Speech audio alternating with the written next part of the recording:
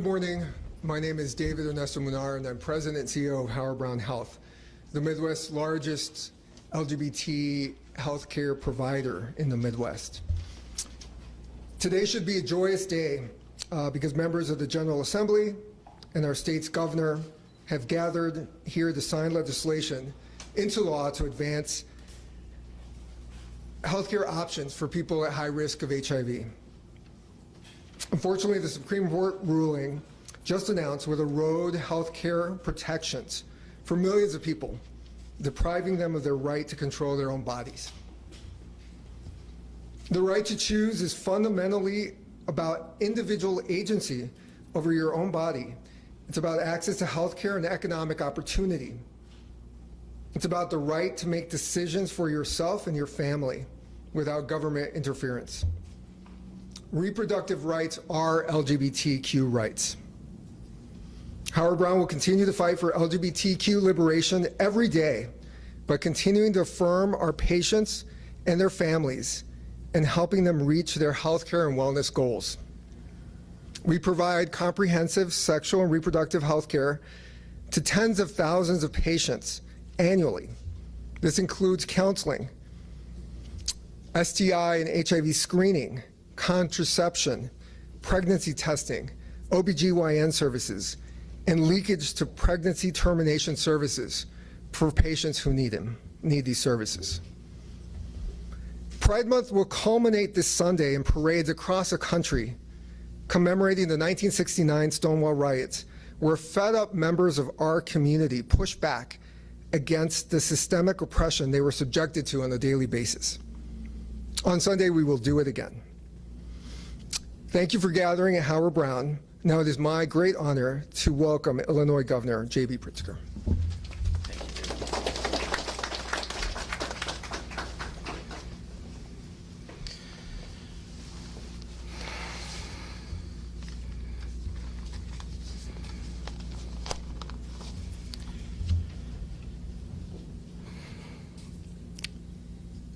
We knew this day was coming. The extremists on the Supreme Court have made an abhorrent decision, one rooted in partisan games, leaving an indelible stain on our nation. Overturning Roe v. Wade directly contradicts the nation's history of expanding rights in the United States. It's an attack on freedom and liberty that our Constitution is supposed to guarantee. Right now, it's abortion that they're taking away. Next, it will be birth control and other contraceptives. Next, fertility treatment. They are coming to take away women's power to become mothers at the time of their choosing. And they are allowing states to criminalize the exercise of reproductive rights. Women and their doctors are now threatened with going to prison or being bankrupted because of the radical majority Donald Trump and his right-wing allies created on the Supreme Court. Here we are, exactly at the point many of us feared and even predicted. Privacy rights are being eviscerated right before our very eyes. If they can take away your ability to control your own body, there's not much that stops them from making marriage equality illegal and taking away employment protections for your beliefs or your orientation. No ifs, ands, or buts about it. We are headed down a dangerous spiral that will erode our democracy. This attack on personal rights is not new in the world. We've read this book before. I've read this book before. Maybe the Supreme Court will now authorize burning that book. If you want a glimpse into the future, you can look to our past. Just a few miles away from here, at the old Cook County Hospital, there was a wing once known as Ward 41. Ward 41 was dedicated to what they used to call septic obstetrics, or in layman's terms, botched abortions.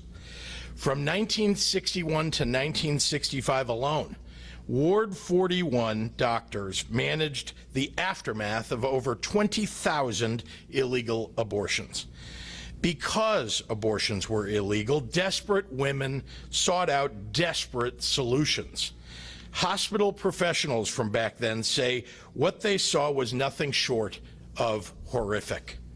Disturbing memories etched into their minds for eternity.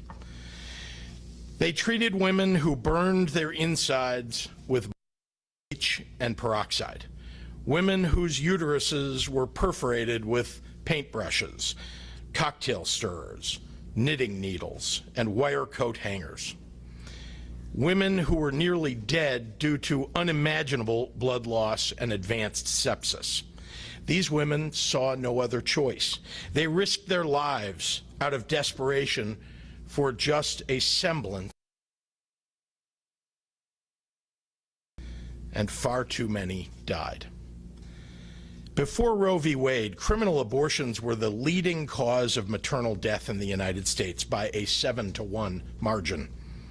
Those who did not die were left infertile, in perpetual pain, and permanently traumatized. I'm thinking about those women, those we've lost, and those who've been harmed. We cannot allow their deaths to be in vain. In the many states where they will be illegal, abortions will continue. Now they will also be dangerous, they will be secretive, and they will be deadly. I'm here to say we cannot go back to Ward 41, Illinois. In Illinois, we will not go back to Ward 41. And for all the women whose fundamental rights have been taken away today, we stand with you. We will raise our voices, we will open our arms to help you, and we will protect your rights.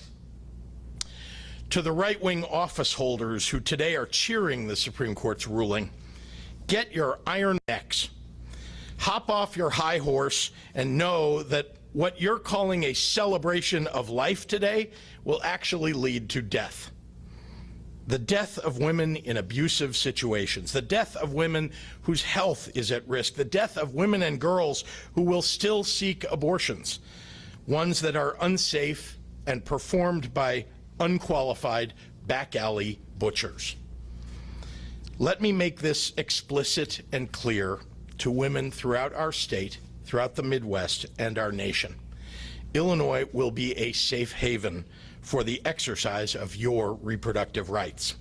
In Illinois, Roe v. Wade is still the law, and it will remain the law as long as we have a pro-choice legislature and a pro-choice governor. Here, we trust you to make your own decisions about your reproductive health. We will defend your right to bodily autonomy.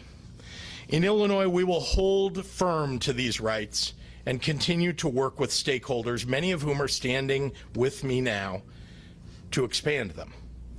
To that end, I am informing the General Assembly that I will be calling them into special session in the coming weeks to more firmly protect women's reproductive rights in Illinois and address the challenges posed by this radical Supreme Court decision.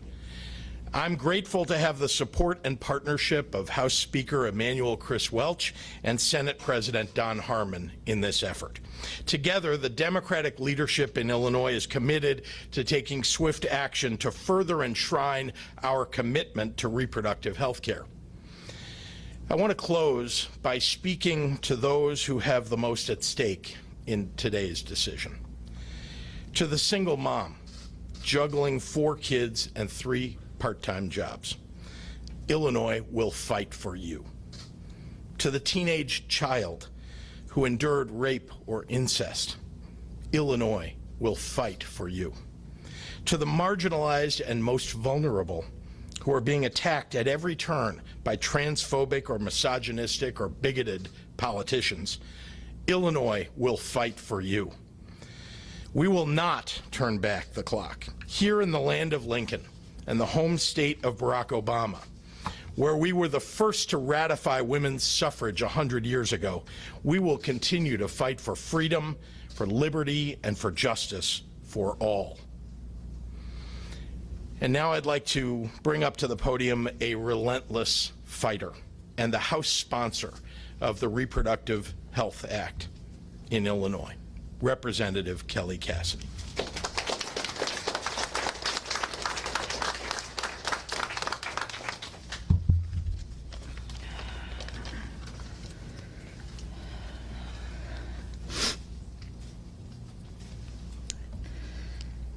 Thank you, Governor. I spent the whole summer of 2019 at bill signings with you saying what a difference a governor makes.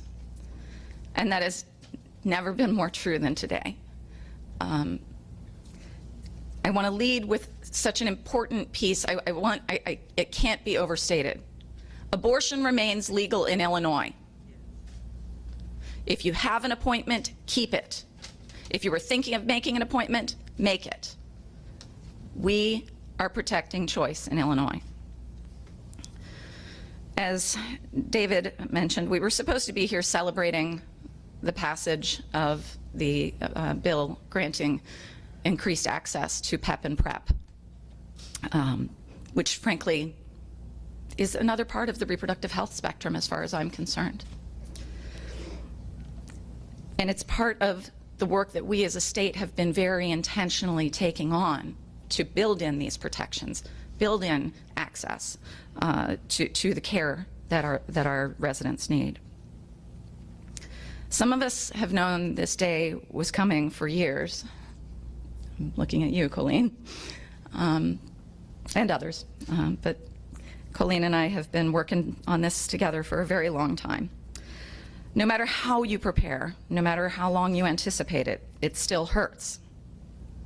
For those not in Illinois, who today lost agency over their bodies, for those here and elsewhere who know that this decision is a roadmap to dismantle the remaining rights. I've referred to my life as a Jenga puzzle, as a queer mom married to a non-binary spouse with a second parent adoption to my kids. Everything teeters on, frankly, Clarence Thomas's concurring opinion, where he set out the roadmap to take away my marriage, my kids' adoption, my ability to work.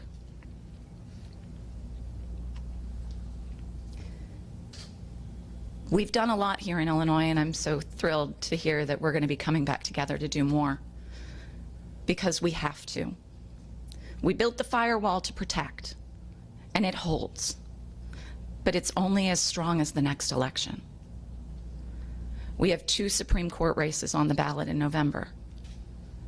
The balance of the court hangs on those 2 races, and therefore the Reproductive Health Act, our marriage equality laws, our civil rights laws, all hang by that same balance. When we come back together, it will be to create proactive supports for those here, the providers and patients that are here, and those that are coming here. And I'm so grateful to have the partnership of my governor, my speaker, my colleagues in the General Assembly, to know that while all around us, reproductive health and gender-affirming care are under attack, we will protect those patients and those providers. We will make it possible for them to continue to provide care and receive care without fear. We knew today was coming. We didn't anticipate how hard it would hit. But we have a very powerful army.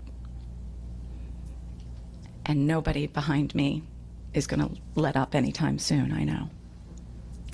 With that, I want to bring up one of those bold fighters, one of my newer colleagues, Senator Christine Pazionzius.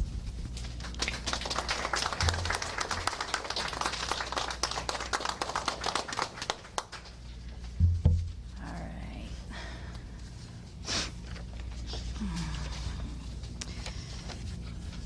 No amount of time could fully prepare us for the egregious decision against bodily autonomy and self-determination our highest court refuses to recognize as a fundamental human right.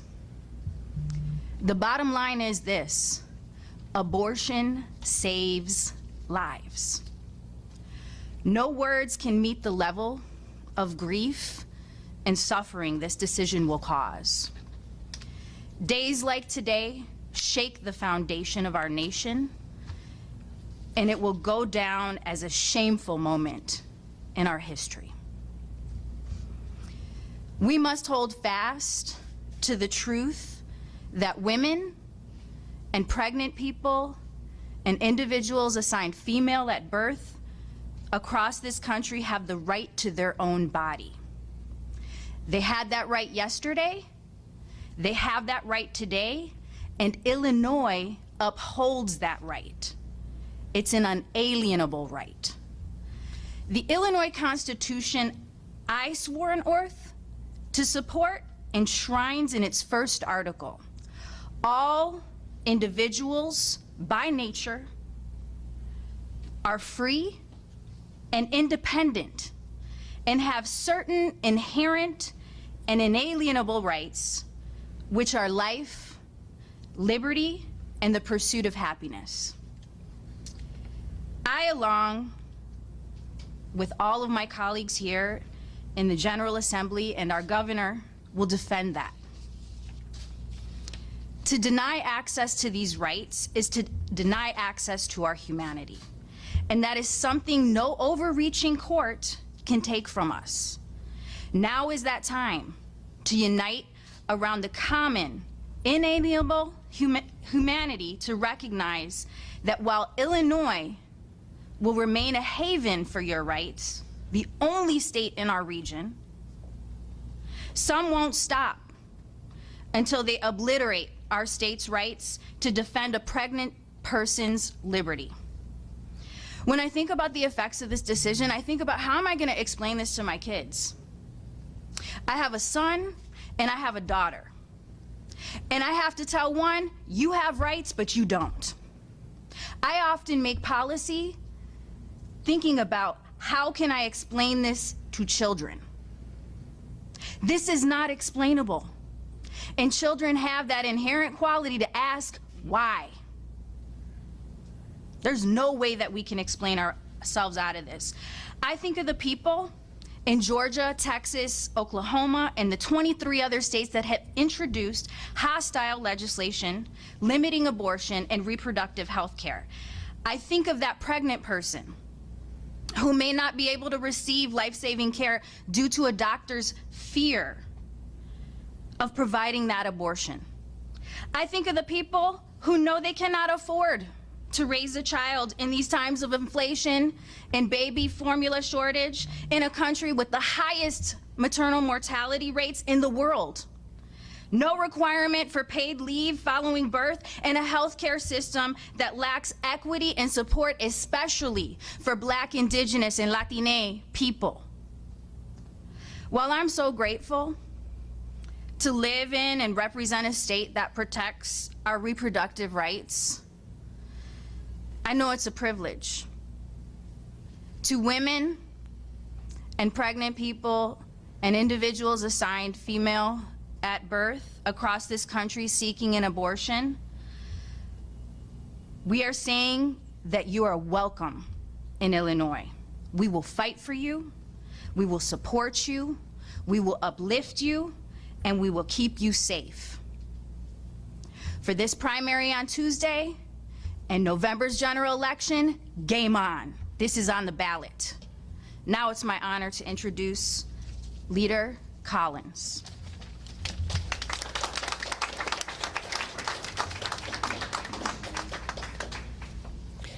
Thank you, Senator. Good morning. Knowing the vicious, politically motivated decision by the Supreme Court to overturn Roe versus Wade, we knew it was coming, but it doesn't make it any easier to stomach, especially because we know that the consequences of banning abortion will be shouldered by Black, brown, and low-income women who are already starved of resources, only to have their rights to bodily autonomy taken from them too. Not only am I disgusted that the highest court in the land has stripped women and gender non-conforming people of our reproductive health care rights, despite the fact that the majority of Americans support access to abortions. I am deeply afraid of what comes next unless Democrats fight back with everything we've got. I have fought in the Illinois General Assembly to protect access to abortion in Illinois, and I won't stop fighting until every woman and gender nonconforming person in America can get the care they need without interference from or persecution by the government. So, Governor, I look forward to the special session to join my colleagues into continuing the fight, and joining me in that fight will be one of our leading Senate sponsors of the reproductive right legislation, and I'd like to call her to the podium, Senator Melinda Bush.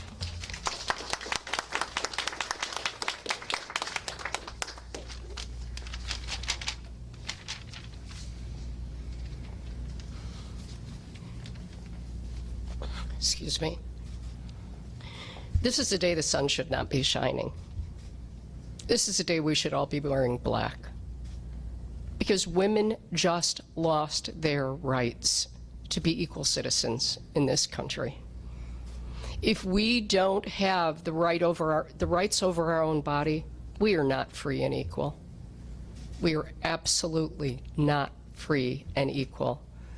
I was born in the 1950s.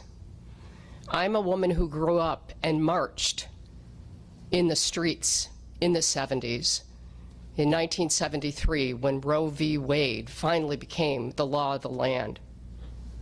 I have friends that had illegal abortions. That's what we called them. I had friends that went to New York because it was legal there and wasn't in the state of Illinois. When we passed the trigger law, HB 40, which took that trigger away should Roe be overturned, and then the Reproductive Health Act, we all believed we were doing what was right in the state of Illinois to say, we trust women to make decisions about their own bodies. That is absolutely the case today. We are so grateful to have a governor who stood with us, who made sure that people that live in Illinois are protected. But this is so much bigger than that. I mean, when you read that now, no longer draft opinion, this is about privacy. This is about taking away marriage equality. This is about taking away those things that they don't believe are our rights. When I woke up this morning, I kept refreshing my screen, thinking, please not today. Please not today. And I don't know how you felt when you saw the news, but I know I felt like my freedom had just been taken away. And look, I am well past the years that I'm going to bear children. But how do we look at our children and tell them that they have less rights in this country than we did? We have to stand together. This is no white flag. Be clear. When we passed the Reproductive Health Act in the Illinois Senate, and I know it's the same in the House, not one Republican supported the Reproductive Health Act. And I've said it before and I'll say it again. I talked to every one of them and gave them the opportunity to be part of saying it is important to make sure that we have bodily autonomy. Not one of them. Be clear. When we elected Donald Trump, and we did as a country, this is what we created. No one thought he was going to win. I don't know, maybe some of you out there did. I didn't. And this is what happens when you elect someone that is not there to represent the people of this country. This Supreme Court race in the state of Illinois is so important. There are 2 seats up, the 1st and 2nd district, that if we don't take one of them, we should take both of them. Be clear. They are coming for our rights in the state of Illinois. And we are one election away from being like every other state. Excuse me, not every other state, thank God. But we are one election away from that happening. Don't fool yourselves. So go to the polls, vote, be clear, be clear. This is a fight for our rights. It absolutely is, because they're coming for yours next. And I want to say to anyone who lives in a state outside of Illinois, we welcome you here. If you are looking to have an abortion, a legal abortion where you are safe and taken care of, we welcome you to the state of Illinois, where we believe we have a right to make decisions about our own bodies. I have the honor of introducing, and I truly mean it, thank you, Governor. Thank you for calling a special session. Thank you for standing for human rights. And I get to introduce the Speaker of the House, Chris Welch, who also worked with us on the Reproductive Health Act.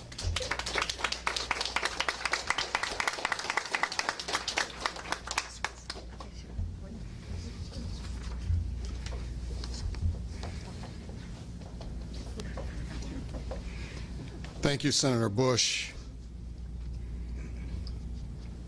Last month, when that draft opinion was leaked, I stood here alongside my Democratic colleagues that rainy morning because Mother Nature was crying. She was weeping. We stood here alongside each other because we knew that in January of 1973, the Supreme Court got it right. We knew that that draft opinion was so detailed that this day was coming. But it doesn't make it any easier. It doesn't make it any easier at all. Because today, this extremist Supreme Court got it wrong. The same people that tried to steal an election, and you see it in the January 6 hearings, stole our Supreme Court. Two of those justices that sided with this opinion today don't even belong on that court. Now you see why they stole our court. They got it wrong. Today, half of Americans are being told they don't have the right to make deeply personal health decisions without government interference. Today, half of Americans are losing basic human rights and bodily autonomy.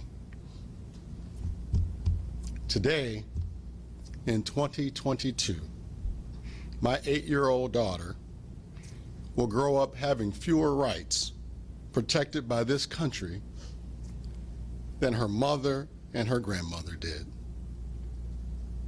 This decision by this stolen court moves our nation backward. And you heard Representative Cassidy say, Clarence Thomas has clearly signaled in his concurring opinion where they're headed next. It's harrowing to stand here reminding everyone that prior to Roe, nearly 20% of deaths related to pregnancy and childbirth were from abortions because safe ones weren't accessible. They just weren't. Once Roe went into effect, that number dropped to 1%. Women are not going to stop seeking abortions. They're not. What's going to happen is they're just going to die. In all of these states that are ready to take back rights, that's what's going to happen. People will die. And let us not forget the ripple effect for women's rights after Roe went into place in 1973. This was bigger than abortion. It remains bigger than abortion. After this decision, women could finally buy a home and get credit cards without permission from their husbands. That didn't happen in this country until 1974, 1 year after Roe versus Wade. The Supreme Court said women no longer could be excluded from serving on our country's juries.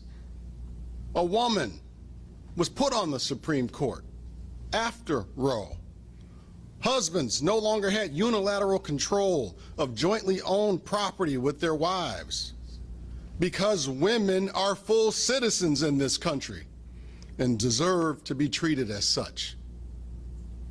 When we recognize the basic human rights of a woman, these monumental laws and several others followed. I'm proud to be from Illinois, extremely proud to be from Illinois today. Illinois is a state that will not go back. Hear us loud and clear. We will not go back. I know that to be the case because of Kelly Cassidy, because of Melinda Bush, because of the strong women and advocates standing alongside me today.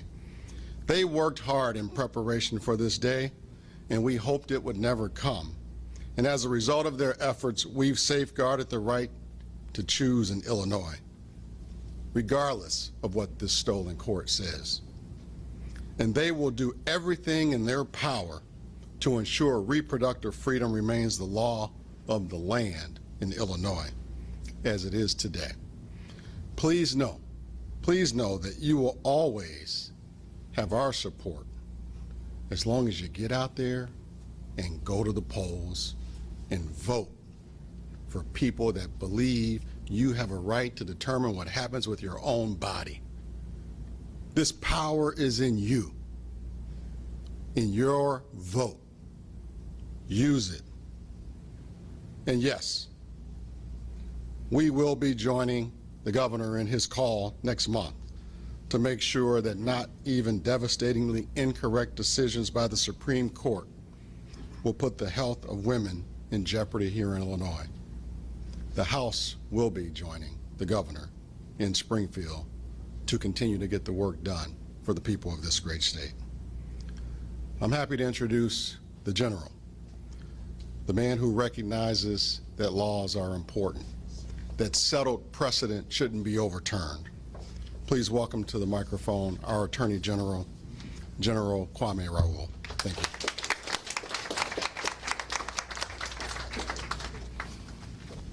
Thank you, Mr. Speaker. And, you know, this morning I greeted my daughter as I walked out of our home, and she says, "Good morning." I said, "No, not so good of a morning," and I gave her a big hug. She just graduated from the University of Missouri, and I was happy to get her the hell out of that state. You know, in Missouri, they have a trigger law that now goes into effect that makes abortion illegal in Missouri. Not only that, they have proposed legislation that would give citizens the right to sue if women would come across border here into Illinois to seek abortion and reproductive health care. In Kentucky, another bordering state, they have a trigger law that now makes abortion illegal in the state of Missouri. In Wisconsin, they have a 1849 law that criminalizes abortion. And in Iowa, the Supreme Court overturned a decision that made abortion a fundamental right. In Indiana, they're going to seek to have a special session to make abortion illegal. And so, yes, I want to thank the governor and the members of the General Assembly for the proactive work they've done to make Illinois a safe haven. I thank you. And we have stepped up to defend the Reproductive Health Act in court. And we stand ready. I joined 22 other attorneys general and amicus brief arguing against the Mississippi law. But let's be clear, this is not just about the Mississippi law. If you look at Justice Roberts' concurring opinion, this is about throwing stare decisis out of the window. This is about a head fake that some of these justices gave us during their confirmation hearing, saying that they recognize well-set precedent. And in essence, a lie to the U.S. Senate. And as other speakers indicated, that is a signal. That is a signal of what is to come for other fundamental privacy rights. And so we stand ready. Just yesterday I gathered with the Vice President and some of my colleagues from Washington, New York, Nevada, and importantly Wisconsin, and I spoke to Josh Call, the Attorney General of Wisconsin, and he and I, as we were walking into the White House, discuss working together to make sure that we have adequate providers within the state of Illinois. That might include Wisconsin providers. And so that's one of the things that we want to talk to the governor and the General Assembly about.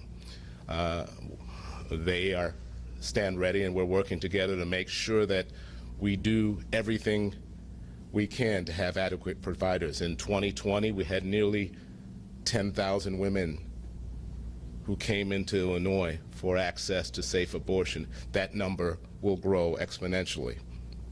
And we all must work together, stand ready to make sure that they have not only adequate access to safe abortion, but safe passage to the providers that will provide those services. And the Attorney General's office stands ready. We are empowered by the FACE Act to have civil action against those that would try to create obstacles to women who will seek these services at these facilities. We stand ready. We've already reached out to the Department of Justice to see where we can possibly weigh in on the criminal side of those who might try to put up obstacles to women seeking abortion. And so we stand ready collectively. And I want to, as the chief legal officer of the state, reach out to the legal community at large and to advocates. We need you all.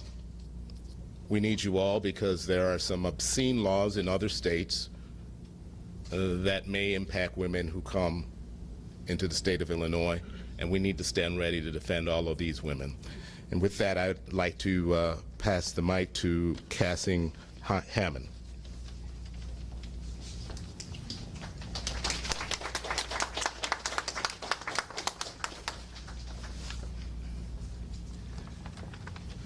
Thank you very much. Today, the Supreme Court issued a ruling that denies women their fundamental right to abortion care. A group of attorneys, none of them licensed to practice medicine, had just committed medical malpractice. They're exposing women to the devastating, heartbreaking, and often dangerous effects of troubled pregnancy. Now, I know a lot more about this than those 9 attorneys on the Supreme Court. I'm Dr. Cassidy Hammond. I have performed complex abortions for more than 30 years. I have been responsible for abortion education at a major university hospital for more than 25 years. I have led the nation's largest professional association of abortion providers. In January, I helped form a group called the Illinois Coalition of Abortion Providers to preempt the very tragic consequences that I believe we will see from today's Supreme Court ruling. I haven't the time to detail all of the circumstances that cause women to seek abortions, but take it from a doctor, not a lawyer, that the women who seek abortions are your mothers, they are your sisters, they are your daughters, they are your wives, they are your friends. it is roughly 1 in 4 American women undergoing a procedure that is in many circumstances less dangerous than a single injection of penicillin. The women seek abortion for all sorts of reasons. They seek abortion because the pregnancy is abnormal, because they're ill, or because of social circumstances only they understand. Ultimately, we have to trust the women in our lives to know what's best for themselves and their families.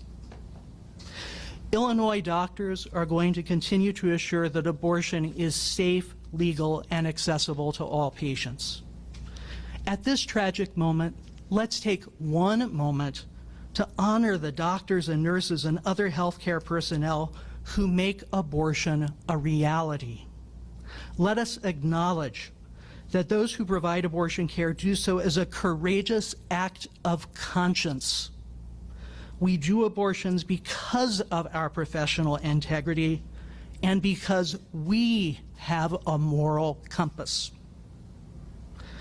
Abortion is an act that we understand, that demonstrates that we understand that reproductive rights are human rights, that they are fundamental to women's health, their equality, their dignity, and their self-determination. Thanks to Governor Pritzker, Representative Cassidy, and so many others who I'm honored to be with here today, Chicago and Illinois will, for the time being, remain a safe haven for people who need this very important procedure. And all of us who provide abortions, we're going to be here. We're still going to be doing abortions. We are still going to be here helping the women who need us at a time when they really need us the most. Thank you. Could you spell your name, please? I'm sorry? Could you spell your name, please? First name is Cassing, C-A-S-S-I-N-G, and last name is Hammond, like Hammond, Indiana. Thank you.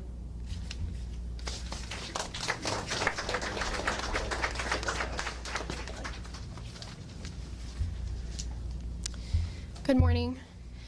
My name is Megan Daniel. My pronouns are she and her, and I'm a support coordinator with the Chicago Abortion Fund.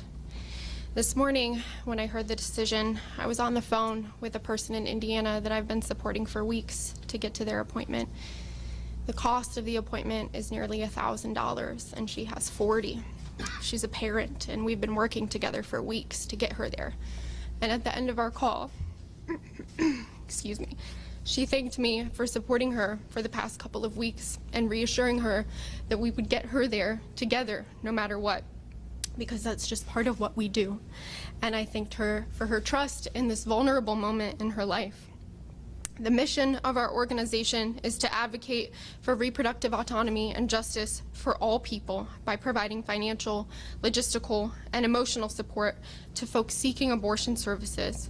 We build collective power and foster partnerships for political and cultural change.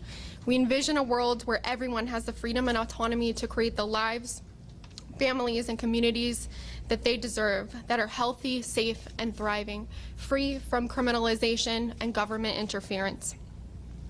Illinois has long been a receiving state for people traveling from surrounding states for abortion care, and the majority of the people that CAF is supporting are from outside of Illinois. We know that this will increase with this court's sham decision issued today. In 2018, the Chicago Abortion Fund supported less than 200 people. In 2019, when the first wave of bans across the U.S. were introduced, this increased to 824.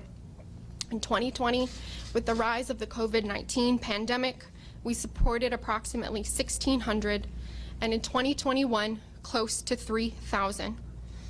This year, from January 1st to the end of May, we've heard from over 2,500 people already, and we've called back each and every one. That's 2,500 people we've called back, putting us on track to support the most people in CAF's history so far. And we can't do this alone. We work in a constellation of providers and sibling funds, 55 clinics across 7 Midwest states, and sibling funds across the entire U.S., especially in low-access states and in states that will see trigger bans and pre-Roe bans overturn the right to safe and legal abortion. We know, however, that the majority of abortions in the U.S. happen safely with pills, and so we hope that that access will continue for folks, even in states where abortion is criminalized and illegal. We fund appointments, we do insurance counseling, we pay for bus, train, and airplane tickets, we provide childcare, we send meals, we drop off pads and prescriptions if needed. We ask our caller what they need, and together we figure out how to get them there. The increase in how many people we support here in Illinois is due to many factors. It's a response to the increased need that we've been seeing due to more restrictions and bans, the ongoing global pandemic and economic crisis, and the racism, transphobia, xenophobia, and racial profiling we see intersect as it relates to people's economic precarity and seeking healthcare services. But it's also a testament to the fight from organizers, abortion funders, allies, providers, and our state's leadership to take necessary steps to make abortion more accessible in Illinois. Most notably, the passing of HB 40 in 2018, requiring Medicaid coverage of abortion, and the passage of the Reproductive Health Act in 2019. We wouldn't be in a position to do this work without that legislation. Illinois has policies that protect abortion access, and that is what has allowed us to in turn expand our support to every person that we reach on our helpline. And it's critical that Illinois has capacity for the estimated 20 to 30,000 more people who will be forced to travel across state lines and come here to access the care that they need. Governor Pritzker has said that he will protect the right to an abortion in our state, and we need that commitment now more than ever, and we are grateful. We need to expand the pool of health professionals who can provide abortion care. We need dedicated funding for providers, abortion funds, and logistical support group. This week, the Chicago Abortion Fund will support over 125 people in accessing care. There is no single story or identity that can articulate the experiences of our callers, and each case is different. However, each of our callers is facing barriers to what should be accessible, affordable, and affirming care. Today's decision means that more people across the U.S. will be facing these barriers in their search for care, either immediately or in the coming months. Abortion funds make access a reality while we are working towards a future where these bans are eradicated, where we don't rely on the courts to debate our autonomy, where everyone can access the care they need no matter what, no matter who they are, and no matter where they're from. But we need your support, and we need our community. We are calling on people to use this moment to get in where they fit in, to donate their time or resources to directly get people the care they need in this new reality, to stay connected via our newsletters or social media, and listen to calls to action from grassroots organizers, on-the-ground organizations. Let this moment mobilize you. Let this moment move you to sustainably enter this movement in the ways that you can. Join us as we fight for a world where abortion justice is a reality for all. And with that, it's my honor to introduce Colleen Connell of the ACLU. MEGHAN, last name is DANIEL.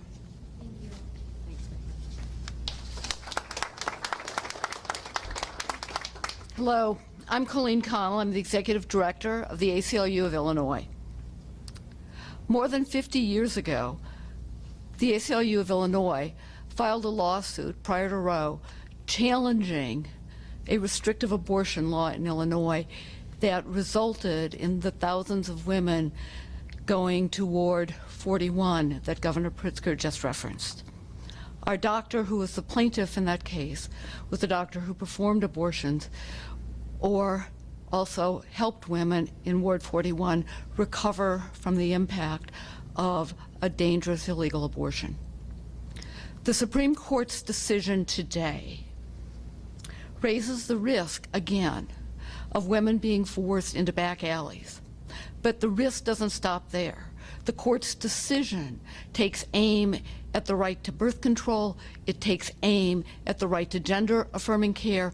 It takes aim at same-sex marriage. It takes aim at all of the fundamental rights that establish the concept of liberty for each of us to make decisions for ourselves about our place in the universe.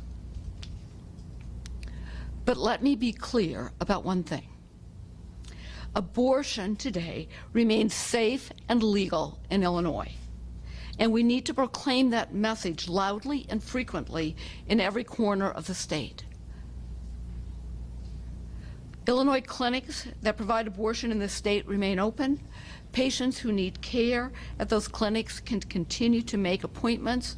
Nothing the Supreme Court has done today changes that.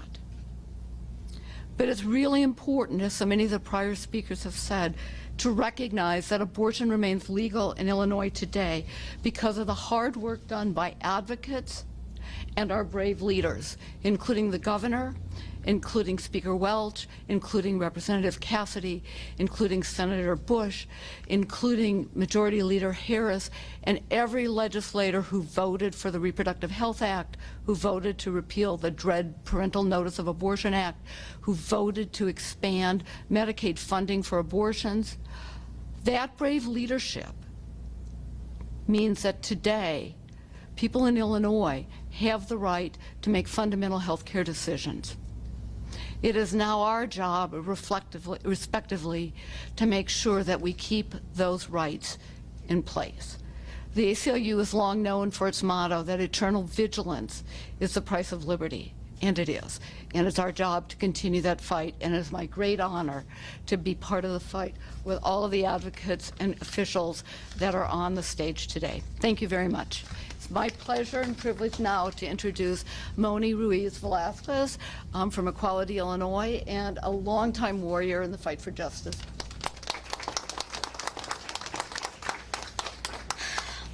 Buenos dias. My name is Moni Ruiz Velasco. My pronouns are she, her. I am the Deputy Director at Equality, Illinois. Equality, Illinois, the state's LGBTQ civil rights organization, is outraged by the U.S. Supreme Court's majority decision in the Dobbs case today, which takes unprecedented steps at overturning almost 50 years of precedent that protect abortion and reproductive health care for women and people who can get pregnant. The Dobbs decision is not only about the denial of abortion and reproductive health care, but about the denial of our bodily autonomy. This decision presents a huge threat to LGBTQ people, not only because of reproductive health care, but because this is the basis of protection that was undone by the court today, is the same that protects LGBTQ people against criminalization based on our sexual orientation and our right to marry the person we love. Reproductive rights are LGBTQ rights, and we must stand united with people across the nation denouncing this extremist decision that is taking us back to a time of pre-Roe, when abortions were still happening, just happening unsafely, and when many died in the process. Just want to be clear that the court's decision is a frontal attack against LGBTQ communities, against people of color, and against those living in poverty, against immigrant and against immigrant communities. Equality, Illinois is committed to undoing the harm that is being caused by the Supreme Court's radical decision by continuing to advocate and lead on pro-choice, pro-LGBTQ state legislation, by continuing to organize and mobilize along those of impacted communities, and by using our political power to affect change through our vote. To be clear, this decision has a monumental impact on the lives and freedom of women and people who can get pregnant across this country. And I want to invite everyone to join us, because it is so important to vote in the coming elections, but it is also important to turn our grief and our outrage in the streets. And we will be at Federal Plaza today at 5:30. There is a coalition of organizations, many of them who are here, who will be joining this afternoon at 5:30 at Federal Plaza. So please join us there, and join us with your vote, because we need to continue to elect pro-LGBTQ and pro-choice candidates here in Illinois and across the country. And now I want to call Governor Pritzker back, who will answer some questions. Thanks. Thank you, Governor. Happy to take any questions from members of the media. Governor, could you explicitly say what you want to be done in this special session? Well, we're considering a number of things, including, you heard some of them today, expanding the availability of healthcare professionals so that we can manage through what is likely to be an increase in people seeking to exercise their reproductive rights coming to Illinois from other states. That's just one example. So we'll be looking at a variety of things, but that's the purpose of the special session. Do you have any other examples? No, that's a good one. I mean, I think we've got advocates here, and you heard some of them and the things that they would like to have considered. What about protecting providers who provide services for women who come from states where it's big? Precisely, and you heard that from the Attorney General. I think we're all working together to make progress here. I think we stand united in the desire to deal with, this is a very new decision, although we saw a draft of it, but didn't know that this was going to be the final result, literally almost exactly what they issued with the leak. And so we're considering all of the opportunities, and we will do, look, I'm the most pro-choice governor in the entire nation. I'm going to do everything that I can to stand up for women's rights. Does that include additional money for abortion clinics or for new ones? We're looking at all of that. There's been a lot of talk about the politics of the issue, the need for people to vote in elections. Do you see this ruling as having the possibility to galvanize folks on the other side, get their folks out to the polls either on Tuesday in November, and what do you need to do without that energy? They already galvanized. They elected Donald Trump, and you see the result now of the Supreme Court that he put in place. But what about here in Illinois, where Republicans are looking to erode protections? The majority of people, in fact, a strong majority of people in the state of Illinois are pro-choice. We've elected pro-choice legislators. We've elected pro-choice leaders statewide. The people of Illinois want to maintain these rights, and so they are going to act accordingly. I believe that people are going to come out and vote in very big numbers to protect their individual rights. Can you explain the amount of money that Illinois has now to spend on those coming from other states to have abortions here? How many individuals might that cover? Is there any? So we don't provide direct subsidies to people coming from other states. We support the women of Illinois with a lot of funding to make sure that they can exercise their rights and their health care. People who come from other states, though, do benefit from the capacity building that we do, from support that we provide for providers so that they can build their professionals, the number of professionals on staff. And there's more that we can do. But let me be clear. I mean, we start first and foremost protecting the people of Illinois and the women of Illinois, and now we are definitely going to see many more people coming to the state even than we saw over the last year, and we need to make sure that we're ready for that. Yes? Democrats, young leftist center voters who say we voted and now this has happened, they're disillusioned, they think that voting doesn't matter, don't care about the political process. It feels like we've won the victory and it doesn't matter at this point. Do you empathize with that? Come out and march in the streets. Come out and make sure that you get all of your neighbors to get out to vote. That is what I would say. We have to work even harder. Look, some of us were around, on the day of the election in 2016 in November, when I think a lot of us didn't think that Donald Trump could get elected president, and he did. And all of us that are standing here decided we're going to work even harder. We're going to work even harder because we have to protect people. And so I would implore young people who are getting involved that their rights are being taken away. It's time for them to march in the streets. It's time for them to do their duty to get voters out to vote to protect their rights. We have time for two more. I've got one more. There's people, smart people, political scientists who are comparing this moment to the pre-Civil War era and an era of American race relations. Do you think the stakes are that high? How do you view the tenor of the United States right now? Steve is shaking his head. Well, they've just taken away rights from more than half of the population of the United States. So is this serious? Is this one of the worst things is this one of the worst things that's happened in our lifetimes that the Supreme Court has done? I've been alive 57 years. They haven't taken away rights in my entire lifetime. Today they took away rights, and they're aiming to take away more rights. They've indicated that in the decision. How do you stop the Supreme Court from doing that? Do Democrats who are in control of Washington right now need to look at adding more justice? What do you do to prevent this conservative Well, in the elections that are coming up, we all across the country, we need to elect pro-choice legislators and pro-choice governors, because this has been handed back to the states to make decisions about, and there are states that can flip Democratic. And pro-choice, most importantly. I don't know any pro-choice Republicans that are running for office in Illinois. I don't know about in the rest of the country, but I can tell you that Democratic governors and Democratic legislators will preserve women's right to choose. Should the Supreme Court be expanded? That's not up to me, and that's something that's going to be decided, I suppose, at the federal level. Thank you. Thank you.